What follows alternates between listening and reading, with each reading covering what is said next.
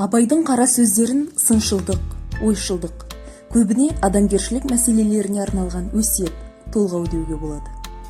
Қара сөздердің тақырыбы біреу-ақ, ол адам болмысы.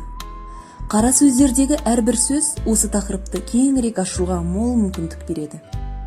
Шығарма тек бір халықтың не ұлттың еншісіне қатысты мәселелерді айтумен ғана шектелмеген.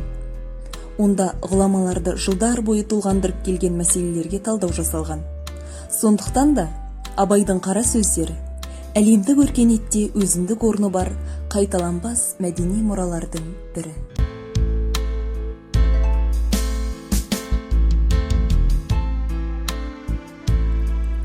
Бұл сөз ұрлық пен бұзақылық туралы. 11-ші сөзді оқып отырып, біздің заман мен Абай заманының айырмасы жоқ па деп қаласың. Абай замандастарының аңқаулығымен біздің заманның сайлаушыларында ешқандай айырма жоқ.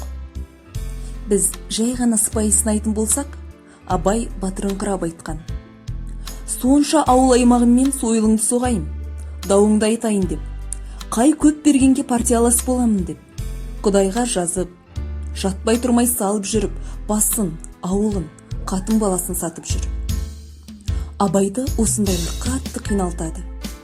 Егер олар жоқ болса, бай малын бағып, кедей жоғын іздеп, талап пен тілеу үстінде бейбіт өмір сүрер ме еді дейді. Ел осы екі бүліктілер қылығымен әлекке түспек. Солардың дауымен өмір сүрмек. Азамат анты мен сертінің, адам санасындағы адалдық атты қасиеттердің құнын сондай адамдар жоққа шығарып кете бермек пе?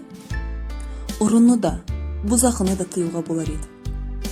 Соларға еретін байлар мен жоқ жерден байлық іздейтіндерді қалай тыюға болады?